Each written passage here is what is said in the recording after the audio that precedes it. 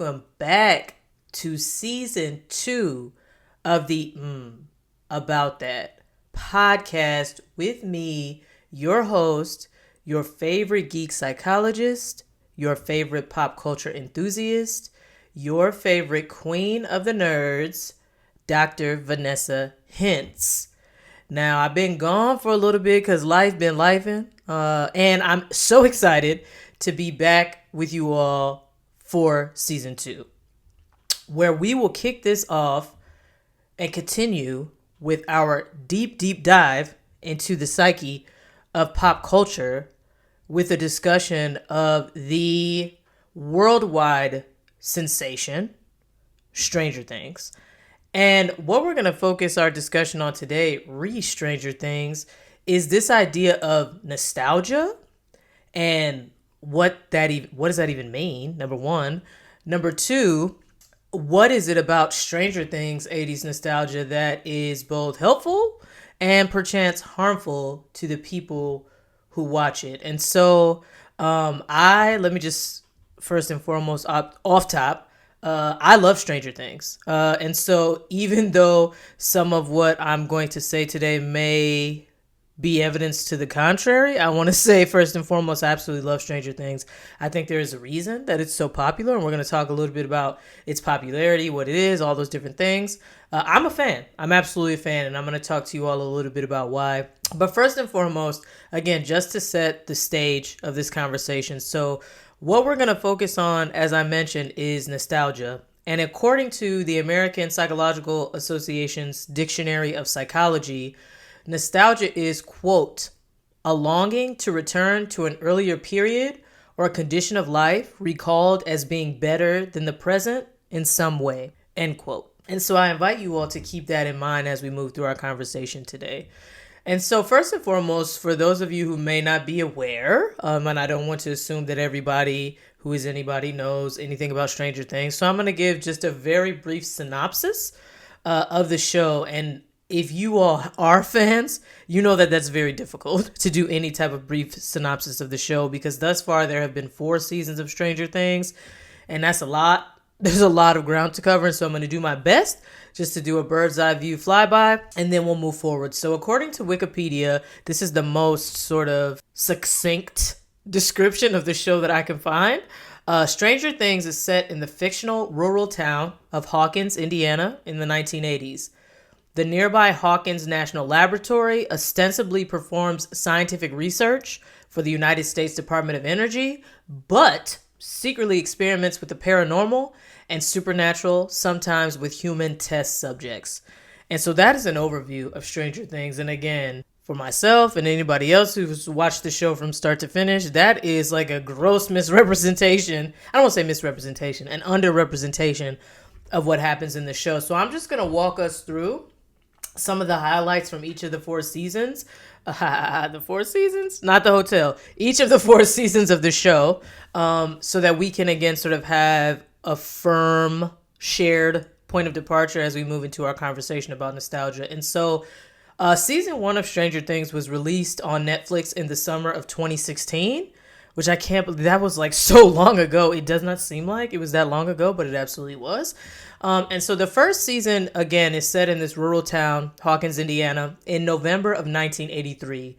And so during this initial season, we're introduced to the primary characters, a group of 4 nerdy friends as they're playing Dungeons and Dragons in their absolutely 1980s style basement. And those 4 primary characters are Mike, Will, Lucas, and Dustin.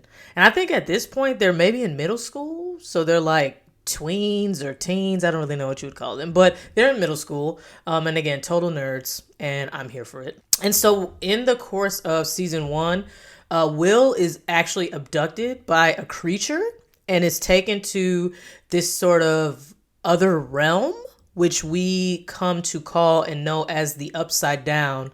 And so the sort of main mission of season 1 is to rescue Will from this other world. And so his mom, Joyce, the police chief, Hopper, and Will's friends, Mike, Lucas, and Dustin, team up with a super-powered child that they come into contact with, who is called 11. And 11 is played by the incomparable Millie Bobby Brown.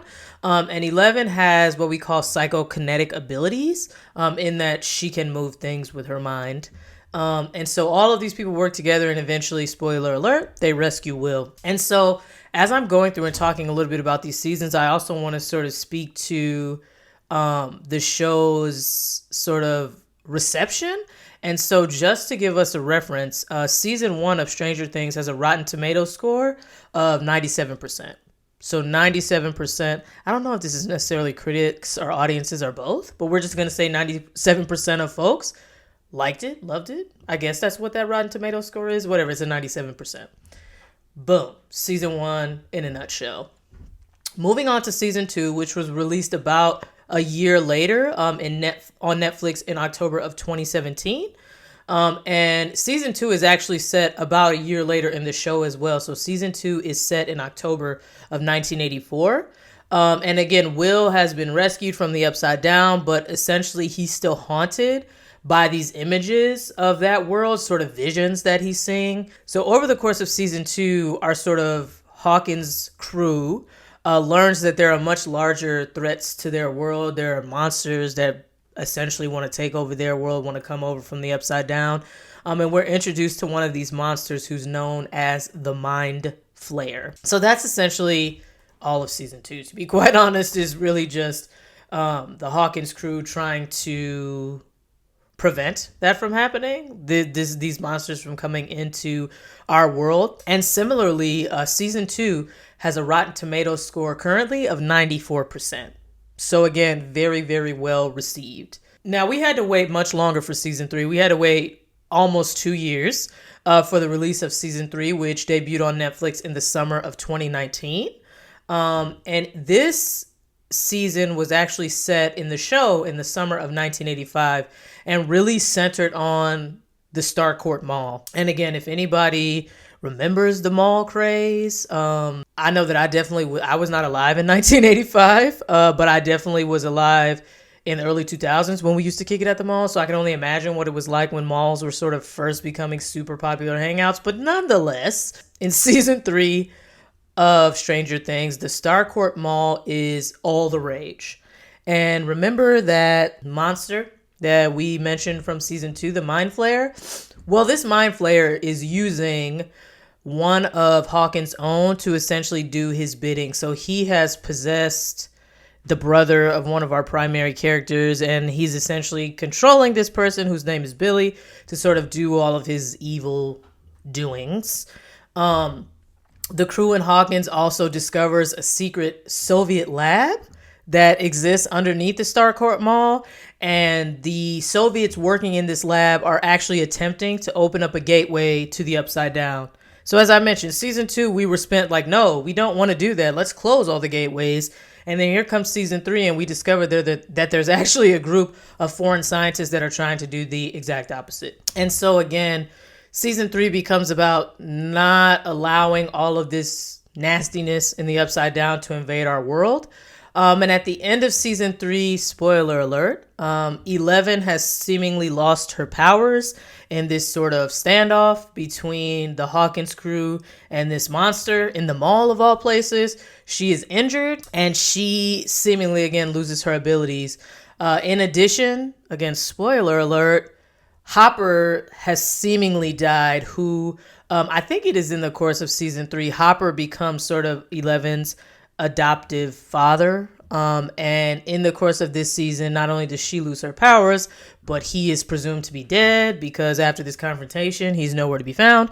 And so it's just very sad. The end of season 3, that last episode was a lot emotionally, okay? So just prepare yourselves if you're going to watch it. But nonetheless, at the end of this season, 11, Joyce, Will, and Jonathan, who is Joyce's other son, up and moved to California because essentially they're just tired of all this mess. And like, to be quite honest, when you're watching Stranger Things, you wonder that, like, not 9 times out of 10, why don't these people just move? But anyways, they don't until the end of season 3. So that's how season 3 wraps. And again, it has also a fairly high Rotten Tomatoes score of 89%. But as you can see, those Rotten Tomato scores are going down as the series progresses, which I have a whole host of theories about that we'll talk about maybe later or maybe another time. We'll see what happens. So the most recent season of Stranger Things is season 4, which came approximately 3 years after the release of season 3 because of the pandemic and all that went along with that in terms of production being shut down and delayed and all those different things. So season 4 was actually released on Netflix in 2 separate parts. Part 1 was released in May of 2022, and part 2 was released in July of 2022. And so season 4 is set now in the summer of 1986, which, again, if you all have ever watched any show with children sort of at the center of it, you know that although we maybe don't want this to happen, like children age. So now these children that we've been following since they look to be about 12 now look to be about 22. And so I feel like the show does a good job of not ignoring the fact that these children are aging. So nonetheless, season 4 is set in the summer of 1986. And again, Eleven, Will, Joyce, and Jonathan are in California. And we see Eleven really struggling in school. Not only, I think she's having a whole identity issue because she no longer has her powers and she sort of had them her whole life. She has since moved away from her love, Mike, and she's also sort of being bullied in school. When we first meet Eleven back in season 1, again, it's very clear that she has been sort of deprived of social contacts. She has not developed social skills. And so she kind of has difficulty communicating, all kinds of things. And so throughout the show, we sort of see Eleven come into her own sort of personality-wise, communication-wise. Nonetheless, leaving Hawkins and going to this new sort of community in California, she's sort of struggling to fit in. And she's bullied in school. So season 4 actually sees a lot of the Hawkins crew really struggling to come into their own as they are sort of seemingly on the other side of all of this trauma and tragedy that they've had to deal with. They're now in high school, and we see Will sort of wants things to be the way that they were. You know, we're a crew that plays Dungeons and Dragons. Like, why can't we go back to that? Mike is just all about Eleven. They just want to be young and in love and fabulous and live their best lives. Lucas, Dustin, everybody's sort of struggling to sort of develop an identity. And so that is sort of a primary storyline, for lack of a better word, in season 4. In addition, we are introduced to a new, and dare I say it, frightening villain who we come to, spoiler alert, learn is Vecna. And Vecna is essentially from the very beginning of season 4, like the very beginning, is killing people in Hawkins because he wants to, like every sinister being in this show, open up the gate between Hawkins and the Upside Down. Because essentially in the Upside Down, all of the creatures, everything that exists there is separated from, you know, all of these people in Hawkins because these are 2 different realms, planes of existence. And all of these sinister things want to just break down all those walls so they can wreak havoc or do whatever they're going to do, eat people, I don't know, whatever they're going to do, right? So Vecna is the main villain antagonist of season 4. We also meet a fan favorite character, Eddie Munson, in season 4, who is absolutely amazing. I will say no more about that because I don't want to spoil any and everything for everyone. Also, I will spoil this though. Hopper is not dead. At the end of season 3, we think that he is dead, but we actually find out that he is very much alive. He has been imprisoned in a gulag in Russia. And so he has found out a way to contact Joyce. And so Joyce and the hilarious Murray, he is probably the funniest person on this entire show, go to Russia to rescue him. And they do, spoiler alert. And they bring him back to Hawkins at the end of the season. Also, spoiler alert, Eleven gets her powers back. She has this huge confrontation with Vecna, which is super dope. And she defeats him, or so we think. And that is how Stranger Things ends season 4. We have one more season on the horizon, season 5, which we know will be the end of the series. And so whatever they're going to do, all of that stuff I just said will be wrapped up some kind of way. Last thing I'll say, season 4 has a Rotten Tomatoes score of 88%. So again, as if you're looking at sort of audiences' reactions to the series as it has continued, those ratings have gone down, but are still very, very, very, very high. And so that was a whole lot in terms of everything that has happened in Stranger Things. And as I mentioned, it's a lot. It's a whole lot. The show is so complex, I think, in an amazing way. I think that is why people love it. There's a lot going on. The acting is chef's kiss, phenomenal. And so just to sort of put some context to the popularity of the show. So according to Nielsen, Stranger Things was actually the most streamed TV show and overall program in the United States in 2022. According to a January 2023 article on GamesRadar.com, Stranger Things is the second most streamed show all time on Netflix. Just to give you perspective, the number one most streamed show all time on Netflix is Squid Games, season 1. And according to an April 2023 article from Cosmo Magazine, the most watched season ever is Stranger Things season 4, which was watched for 1.352 billion hours within the first 28 days of its release. Let me just reiterate. 1.352 billion. 1.352 billion hours in the first 28 days after it's released. In 2019, Stranger Things season 3 gained 582 million hours when it first came out. Just put that into perspective. So this show is insanely popular. And again, it got a lot going on. I think there's a number of reasons which we're going to get into talking about now.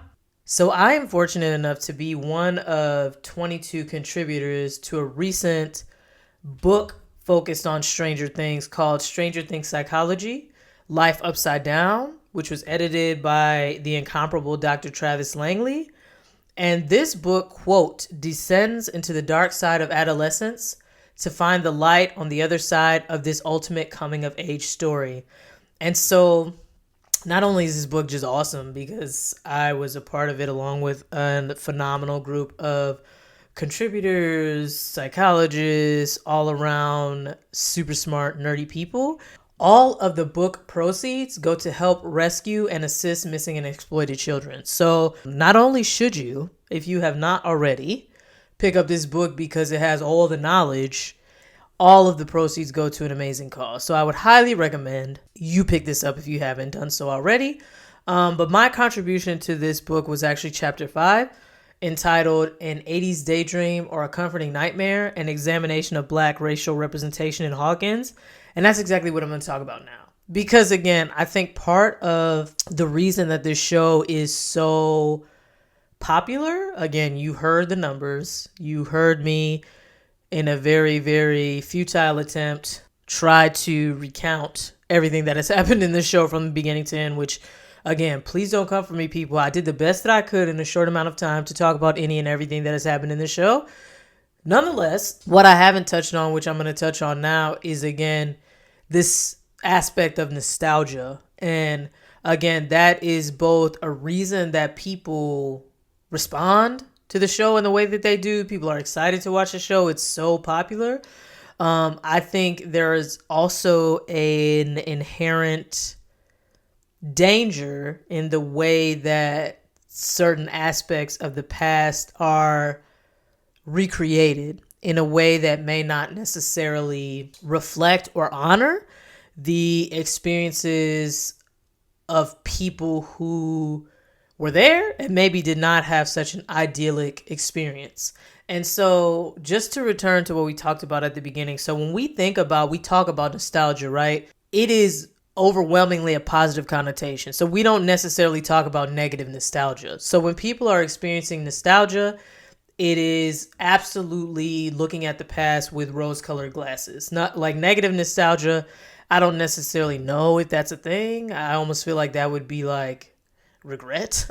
Nonetheless, Nostalgia is longing to return to a time in the past that you interpret to be better in some kind of way. So, utilizing that definition, the quote nostalgia that Stranger Things provides is representing the 80s as an idealized and comfortable time. I think, creatively speaking, part of the reason that we look at Hawkins as sort of small town Midwest America, Leave It to Beaver. What was the 1980s? Sort of Reagan's return to traditional values, whatever was going on. Like, this version of the 80s makes room for supernatural horrors. Like, we're not going to talk about the real live horrors of the 1980s, the rigid policies that disproportionately affected people of color, the fact that President Reagan nurtured concepts of reverse discrimination and worked to restructure federal civil rights protections. The fact that in the 1980s, very much like today, many people believed and affirmed that racism no longer existed. So we're not going to talk about that version of the 1980s because that already in itself is frightening enough. And if we did that, how, when, where would we leave room for supernatural horror? And if I may deviate for one moment, I think that is what Lovecraft Country did amazingly. Lovecraft Country was able to balance both very real life horrors of 1950s segregation, racism, racial violence with supernatural Lovecraftian horror, right? So it can be done. The Duffer Brothers, for whatever reason, and again, this is not a shade because as I mentioned, I absolutely love the show. For whatever reason, they didn't want to do that. And so the version of the 1980s and particularly 1980s Indiana that we see is one that is idyllic. It is one that is, again, nostalgic. It's positive, which I think is interesting because the very premise of Stranger Things really urges people to consider the world beyond their perception. There is a whole alternate realm that exists under Hawkins called the Upside Down. So what you see is not necessarily all that there is. And so I think there's just an interesting sort of paradox, an interesting conundrum in that the sort of representation of the 1980s that we see is one that is one's particular perception, right? And I'm going to talk a little bit more about what I mean by that. And so I want to focus now specifically on the show's few black characters, and that would be Lucas Sinclair, who is one of the sort of primary four characters that we meet at the very beginning of the show. So Lucas Sinclair is what I would call, quote, the token black friend. Like, he is one of the only black people we see until we are introduced, I believe, in season 2, but more in depth in season 3 to his sister, his younger sister, Erica Sinclair. But again, I'm going to focus a little bit on how the show utilizes Lucas and Erica, and again, what I think may be some amazing things about that and what may be some things that are maybe not so awesome. And so just sort of historically speaking, in the 70s and 80s in America, we saw the rise of the, quote, new black middle class. And so in so doing, we saw a number of black families that moved from cities to suburban neighborhoods. And so you think about a city like Hawkins, which is not sort of like a booming metropolis. It definitely seems like either suburban or, dare I say, a rural type of town. And so Lucas and his family arguably are one of the few families of color that we see throughout the course of the series. And so, as I mentioned, Lucas is the only person of color sort of in his core friend group. And again, not until later on in the series do we even see like more people of color, period. And so typically when you are sort of the token person of color, or one, I don't want to say token because I don't want to imply that it's something negative. When you are one of the few people of color in predominantly white spaces, there is a tendency for people to adopt what we call dual identities. We often refer to this sort of switching of different identities. We often refer to this as code switching, right? So I have to present in a certain way when I am out in school, when I am at my job, when I am wherever, versus the way that I present at home. And let me just say that code switching, in my opinion, is not inherently a bad thing. I think everybody code switches. What I think makes it a quote bad thing is when you have to do that or you're devalued, right? I have to wear my hair a certain way or I'm going to be devalued. I have to speak in a certain way or I'm going to be devalued. That's when code switching is horrendous, right? I think that naturally, I say to anyone who will listen, I think code switching is my superpower. I think that I can move in between many different spaces and sort of connect with people in those spaces because of, because of the way that because of my authenticity, like whatever. Like I feel like code switching to me is a superpower.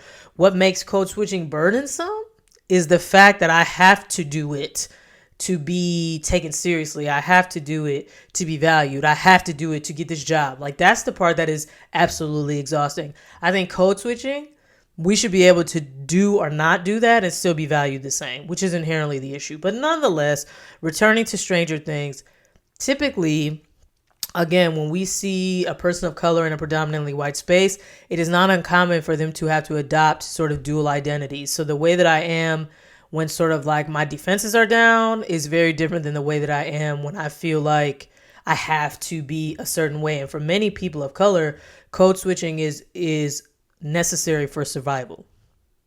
And so we see over the course of Stranger Things, I think more so in season 4, Lucas really wants to just be like everyone else.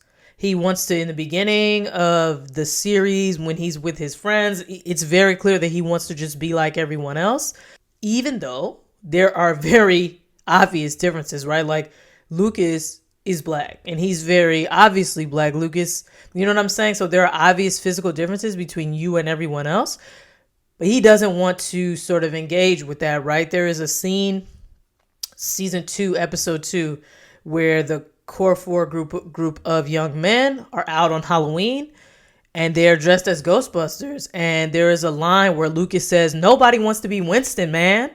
And for those of you who don't know, Winston is like the only black Ghostbuster, right? And so there is this really awkward, that I think could have gone a little further, exchange between Lucas and his friends. Like, why do I have to be the black Ghostbuster? Nobody wants to be that guy. You know what I'm saying? Because nobody wants to be him. And what we see in season 4 is sort of, again, as our core group of guys are coming into high school, they're really trying to figure out what it is that we want to do. And we see Lucas on the basketball team, which again is not a shade. Like I play basketball, like a lot of black people play basketball. Did it have to be basketball? I'm just saying. But anyways, he has a super dope high top fade too. But we see Lucas on the basketball team and there's an exchange between him, I think Dustin and Mike early on in the season where he's sort of talking about how he no longer wants to be a loser. Like, I don't want to play D&D. I don't want to do these things. I want to be just like everyone else. And I would argue that, again, this is sort of Lucas trying to make sense of these various aspects of his identity. Like, I so want to be like everyone else. You're not going to be like everyone else, though. And for a lot of black parents, for a lot of parents of kiddos with marginalized identities, that is a conversation that has to be had, right? Like, I want you to be who you are authentically. I also want you to understand that you're not going to be treated like everyone else because you're not, because you are uniquely you and you are authentically you. And I'm not saying that that's right. I'm not saying that it's okay that you should have to do or be anything other than you are. I want to hip you to the ugly and inequitable realities of our society.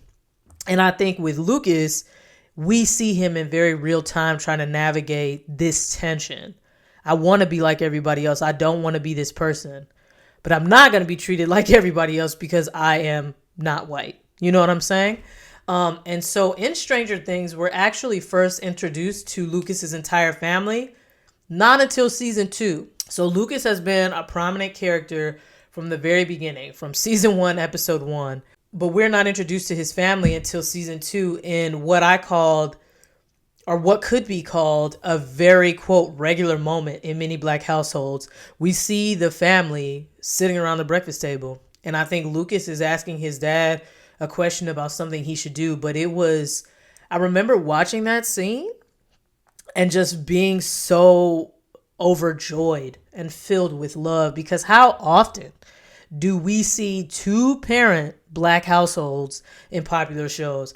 How often do we see black families that sort of got it going on? Because essentially, if you juxtapose sort of Lucas's household with like Will's household, because Will, Jonathan, and Joyce, it seems very clear sort of like in the way and where their home is and how it looks that they are maybe of a lower socioeconomic status than sort of everybody else. And again, to have the black character not be the one that is sort of quote unquote downtrodden, for lack of a better word, and I don't mean that in any sort of negative way, I think was surprising to me, right? And this scene, albeit very, what some might call insignificant, was so powerful to me. And I would imagine was very powerful to a lot of black viewers of the show, right? Because that scene of that two-parent household, them sitting down, having breakfast as a family, regular schmegular, counteracts the predominant negative stereotypes that we see about black people, about black families in popular media.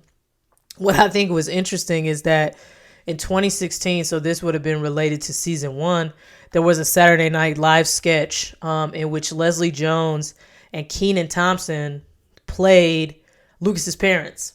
And so they were sort of like satirizing this skit from Stranger Things. And they say to Lucas in this skit, quote, "People who look like us, we already live in the upside down. You don't have to go looking for scary stuff. It's going to find you." And they actually, in the course of this skit, refer to Chief Hopper as, quote, "the monster." And so, again, I think that what Saturday Night Live did in this instance, which I think maybe the show could have done a little bit better, is, again, to uplift and acknowledge your life is already terrible. Like your life as a black person in 80s Midwest Indiana is already terrifying, right? It is already horrendous. And so this other stuff, the upside down and demogorgons and all this other stuff, you don't got to go looking for that because they're going to find you wherever you are. You know what I'm saying? And again, albeit in a very satirical way, that was some real stuff.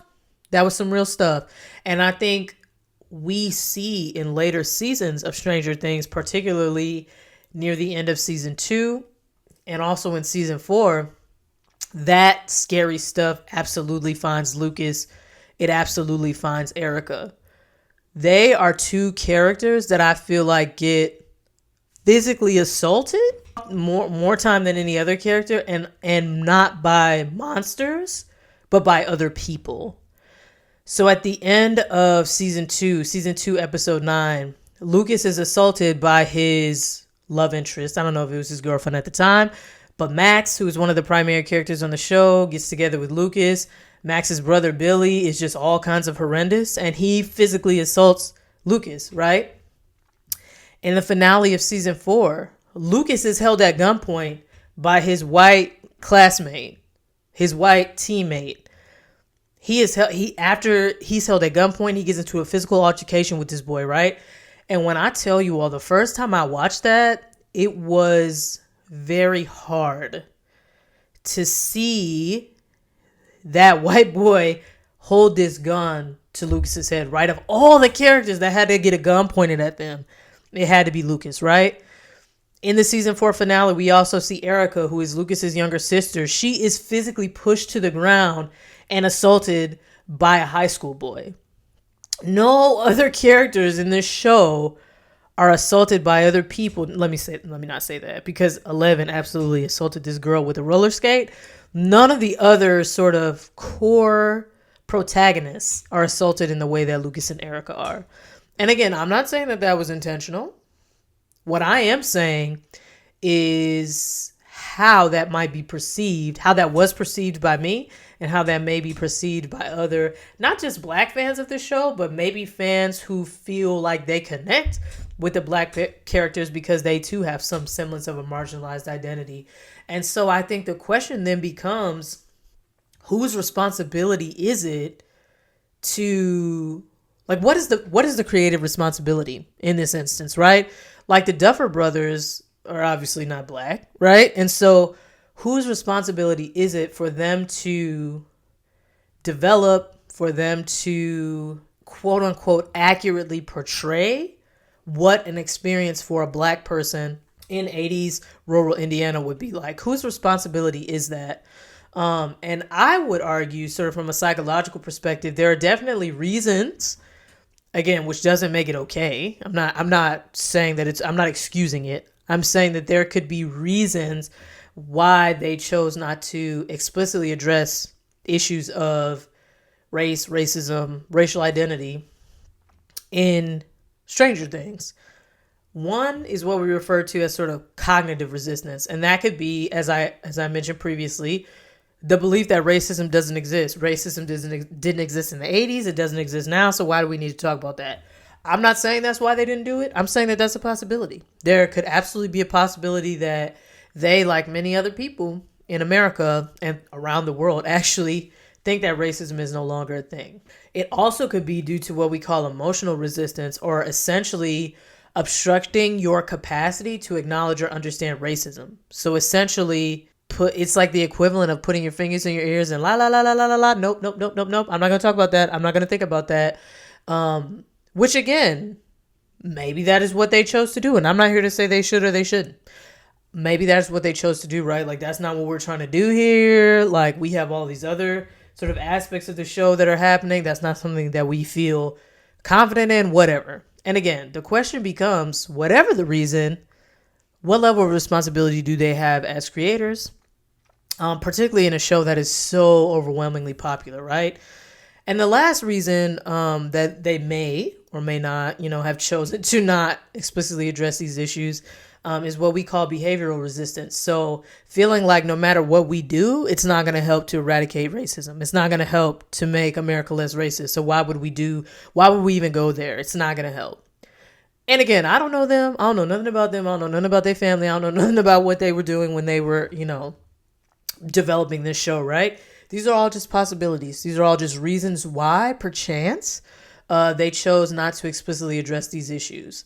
Another reason, and again, I know this is perchance going to ruffle some feathers because I know people don't like this language. I'm going to say it anyway because I think, again, it is absolutely pertinent to what we're talking about. But this idea of white fragility and this idea that challenging views of what we call, quote, a post-racial world is in essence challenging or attacking the goodness and morality of white people.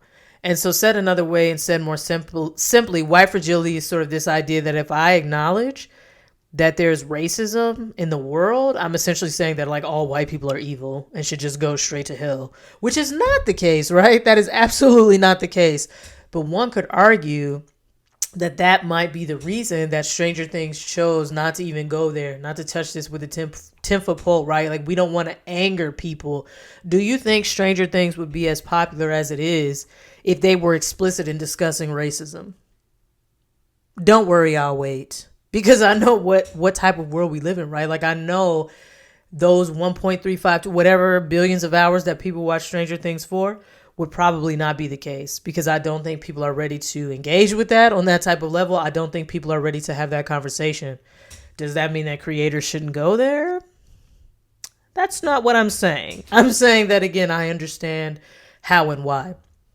I think that we saw an example of this sort of fragility in Billy's entire sort of character arc, right? So as I mentioned, Billy is the older brother of Max, who becomes involved not only with sort of like our core group of people. She's best friends with Eleven. She's dating Lucas.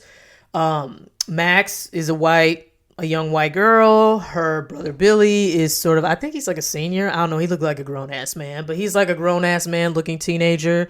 That again in season 2 is sort of, I think season 2 or season 3 is sort of possessed by this evil being, what have you. Anyways, season 2, episode 4, when we're first being introduced to Max and Billy, I think Billy sees Max and Lucas talking or something. And when she gets in the car, Billy says to her, and I quote, "There are certain types of people in this world that you stay away from. And that kid," referencing Lucas, "that kid is one of them. You stay away from him. You hear me? Stay away."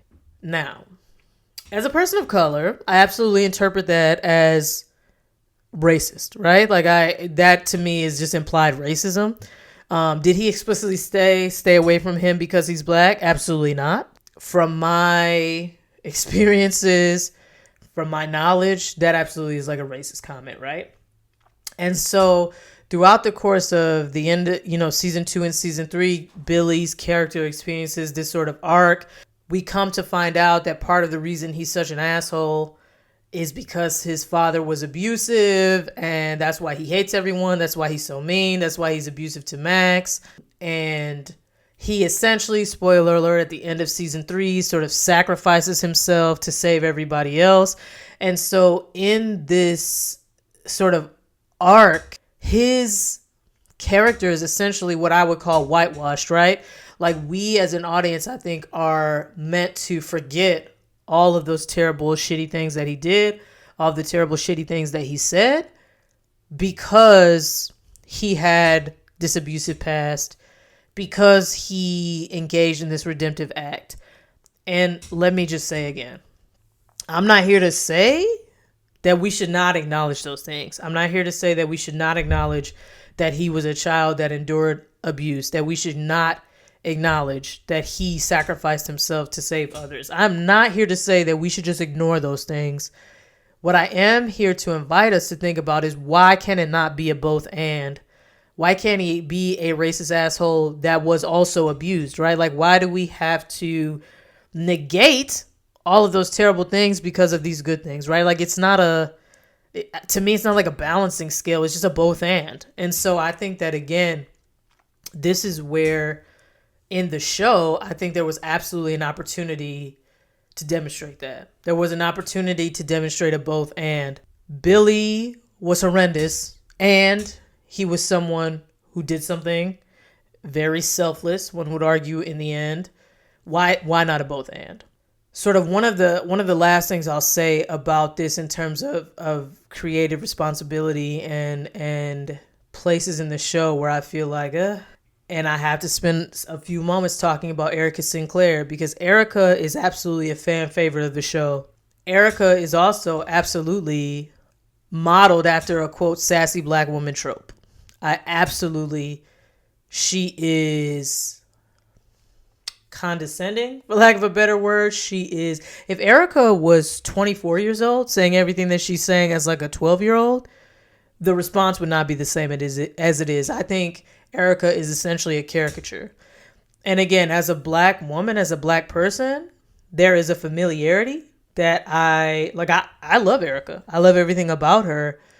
What makes me sort of cringe a little bit is, again, the way that people respond to her. Because, again, I asked, and I think I asked this, we did a panel on Stranger Things at San Diego Comic-Con 2022. And I think I asked that of the audience, right? Like, would you be clapping for Erica if she was 24 years old and your coworker, and she was saying all the sassy things that she's saying, right? If Erica was 36 and she was a high school principal, you know what I'm saying? Like, would you have the same energy? And again, the fact that she's a young child, you know what I'm saying? Like, I feel like I have issues with that, right? Like, with this sort of trope, and the way that she is, I feel like her character deserves more complexity. As I mentioned before, Erica is one of the few characters that is harmed without regard throughout the course of the series by other people. There's an instance in season 3 where Erica sort of goes on this rant, this whole monologue, where she's championing capitalism. She's talking about the benefits of a free market system and all these different things, right? And I read an article that essentially referred to this scene as metaphorical blackface, because she, a young black child, I think she had pigtails at the time, right, is advocating for a system that systematically oppresses people that look like her. And so to me, it's the worst kind of like jucking and jiving that anybody could do.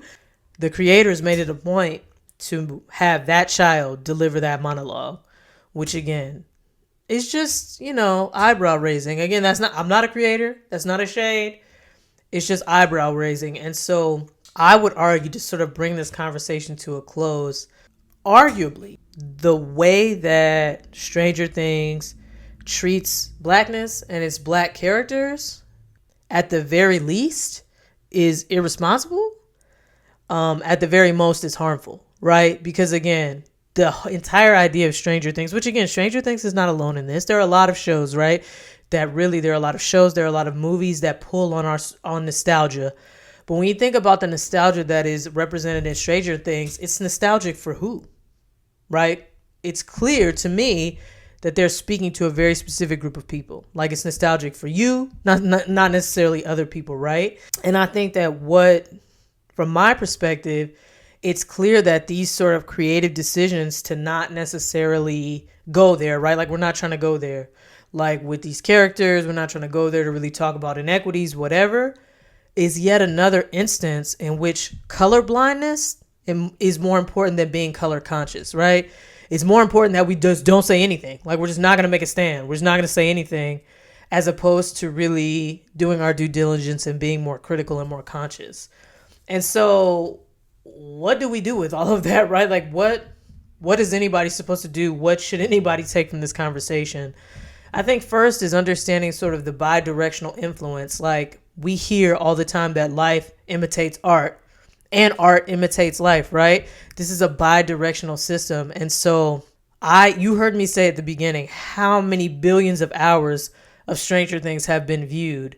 There is no doubt in my mind that what people see inherent in this show is going to be sort of worked into their perceptions of reality. And so I think that, again, there is a semblance of responsibility for creatives, in what it is that they're putting out, right? I think that there is an opportunity, and I would argue a call for creators to move beyond symbolic inclusion, to move beyond tokenism, right?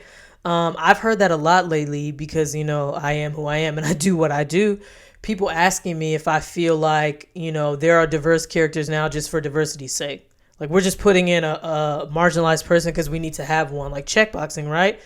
That absolutely, I think, is happening. And I think that there needs to be, again, a move beyond this sort of like symbolic inclusion. We just want to have the most diverse people just because, right? Like, why are you doing that? And don't do that in an irresponsible way. I think that there has to be sort of attention brought to how characters with marginalized identities are portrayed and what kind of messages are being conveyed in their portrayal and in the sort of ways that they interact with other people. And so with that, I'm going to bring this conversation to a close with everybody's favorite, the about that moment, Stranger Things, compliment sandwich style.